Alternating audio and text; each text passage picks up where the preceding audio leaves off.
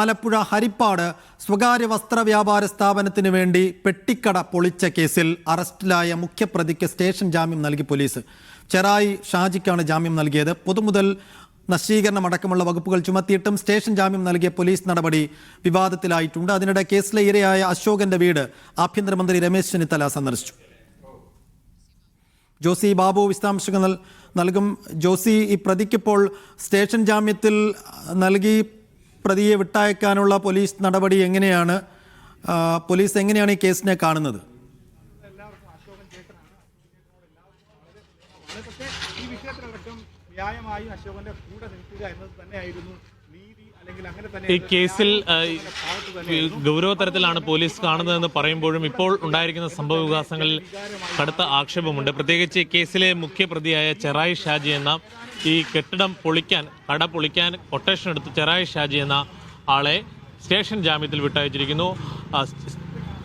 പൊതുമുതൽ നശിപ്പിക്കുന്ന അടക്കമുള്ള ജാമ്യമില്ലാ വകുപ്പുകൾ പ്രകാരമായിരുന്നു നേരത്തെ കേസെടുത്തിരുന്നെങ്കിലും അത് ഷാജി അടക്കം ഇപ്പോൾ സ്റ്റേഷൻ ജാമ്യത്തിൽ വിട്ടയച്ചിരിക്കുന്നു. അതാണ് ഈ കേസിലെ ഏറ്റവും പുതിയ സംഭവവികാസം. അതോടൊപ്പം തന്നെ അശോകന്റെ കട ഇന്നലെ താൽക്കാലികമായി നിർമ്മിച്ചു നൽകാമെന്നുള്ള ഉറപ്പിലായിരുന്നു സ്റ്റേഷനിൽ ധാരണയിൽ പിരിഞ്ഞത്. പക്ഷേ ഇപ്പോൾ താൽക്കാലിക ഷെഡിലേക്ക് താൻ മടങ്ങുന്നില്ല എന്നുള്ള നിലപാടാണ് അശോകനുള്ളത്. അതിനു പകരം പൂർണ്ണമായും പുതിയ കടമുറി നിർമ്മിച്ചതിന് ശേഷമായിരിക്കും മാറുക എന്നുള്ളതാണ് അശോകൻ പറയുന്നത്. അതോടൊപ്പം തന്നെ ആ ദിവസം വരെയുള്ള ഓരോ ദിവസവും 600 രൂപ എന്ന നിലയിൽ അശോകന് പണം നൽകാൻ ഈ ശ്രീവത്സം ഗ്രൂപ്പ് ഉടമകൾ തയ്യാറായിട്ടുമുണ്ട്. എന്തായാലും ഇപ്പോൾ അശോകൻ തന്നെ നമ്മളോടൊപ്പം ചേരുകയാണ്. ചേട്ടാ, ഉടനെ ഇപ്പോൾ മാറുന്നില്ല, താൽക്കാലിക ഷെഡിലേക്ക് മാറുന്നില്ല എന്നാണ് നിലപാട്. ഇപ്പൊ എന്താണ്? താൽക്കാലിക ഷെഡ് വെക്കണ്ട, ഇത് പൊളിച്ചു കഴിഞ്ഞാൽ ഉടനെ പാടപണി തുടങ്ങുവാണ്. പുതിയത് പണി, അതുവരെ എന്തെങ്കിലും പണം തരാമെന്ന് പറഞ്ഞിട്ടുണ്ട്. അതിനുള്ള തരാമെന്ന് പറഞ്ഞു. നമ്മുടെ 1/2 സെന്റ് ഭൂമിയല്ലേ ഉള്ളൂ. അപ്പൊ നിയമപരമായി ചില തടസ്സങ്ങളൊക്കെ നിലനിൽക്കുന്നുണ്ടോ? അതിന്റെ ഒരു പ്രശ്നം വരും. അത് ചെയ്തു, മുനിസിപ്പാലിറ്റി അവർക്ക് കൈകാര്യം ചെയ്തോളൂ. അവർക്ക് നമുക്ക് ഇതൊക്കെ പൊളിച്ചു കഴിഞ്ഞാൽ നമുക്ക് താൽക്കാലിക ഷെഡ് അല്ലെങ്കിൽ നമ്മളത് വെക്കും. എന്തൊക്കെ സാധനങ്ങളാണ് നഷ്ടപ്പെട്ടത്? ഇതിന്റെ കടയുടെ ആധാരം അത് ഇവിടെ വെച്ചെന്ന് പറഞ്ഞാൽ ഇവിടെ 4 വർഷം സെക്യൂരിറ്റി വീട്ടിലത്ര സുരക്ഷയില്ലെന്ന് എനിക്ക് ഉറപ്പായി. അതാണ് ഞാനിവിടെ വെച്ചത്. വിലപിടിപ്പുള്ള എന്തെങ്കിലും നഷ്ടം? വിലപിടിപ്പുള്ള ആധാരമുണ്ട്. ഫ്രിഡ്ജ് പോലുള്ള മറ്റു കാര്യങ്ങൾ അവരെടുത്ത് മാറ്റിയിട്ട്, അതായത് അത് കംപ്ലൈന്റ് ആയി. സ്വർണ്ണം നഷ്ടപ്പെട്ടു എന്ന് പറഞ്ഞു. സ്വർണ്ണം നഷ്ടപ്പെട്ടു. എന്നൊരു മോതിരം ഉണ്ടായിരുന്നു അരപ്പവന്റെ. അത് പണം ഒരു 10,000 രൂപ ഉണ്ട്. അത് ബ്ലേഡിൽ നിർത്തി മേടിച്ചത്.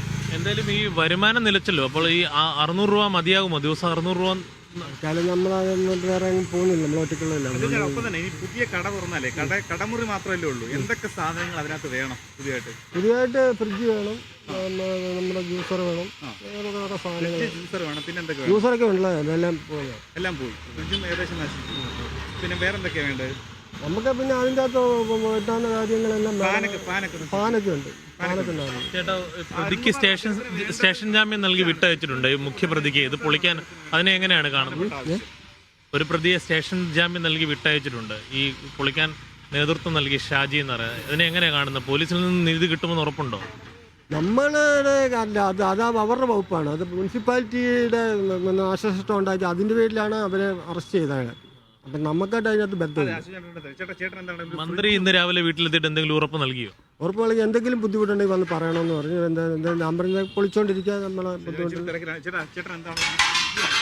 എന്തായാലും ഇപ്പോൾ അദ്ദേഹം പറയുന്നത് പോലെ താൽക്കാലികമായി നിർമ്മിച്ചു നൽകുന്ന ഷെഡിലേക്ക് താൻ മടങ്ങുന്നില്ല. നേരെ മറിച്ച് പുതിയ ഷെഡ് എല്ലാവിധ സൗകര്യങ്ങളോടുകൂടെ താൻ നേരത്തെ ശീതളപാനീയ വിൽപ്പന നടത്തിയിരുന്ന ആ രീതിയിൽ തന്നെയുള്ള ഷെഡ് പൂർണ്ണമായും പണി നൽകുമ്പോൾ മാത്രമായിരിക്കും താൻ അങ്ങോട്ട് മാറുക. തൻ്റെ സ്വർണ്ണമോതിരവും ആധാരം ഉൾപ്പെടെയുള്ള പ്രധാനപ്പെട്ട വിലപിടിപ്പുള്ള രേഖകളും വസ്തുവകകളും നഷ്ടമായിട്ടുണ്ട് എന്നുള്ള കാര്യവും അശോകൻ പറയുന്നുണ്ട്. നമുക്കറിയാം, കഴിഞ്ഞ ഞായറാഴ്ച പുലർച്ചെയാണ് ഈ നിൽക്കുന്ന ശ്രീവത്സം ഗ്രൂപ്പിൻ്റെ മുൻപിലുള്ള ഈ പെട്ടിക്കട പൊളിച്ചത്. സമീപത്തെ ഒരു കെട്ടിടം പൊളിക്കുന്നത് ബലക്ഷയം മൂലം കെട്ടിടം പൊളിക്കുന്നു എന്നുള്ള കോടതി വിധിയുടെ മറവിലായിരുന്നു ഈ അശോകന്റെ കടയും പൊളിച്ചത്. അശോകന്റെ കട വാങ്ങുന്നതിന് ഏറെ വിലപേശൽ നേരത്തെ ഈ ശ്രീവത്സം ഗ്രൂപ്പ് നടത്തിയിരുന്നു. പക്ഷേ അശോകൻ അതിന് വഴങ്ങിയിരുന്നില്ല.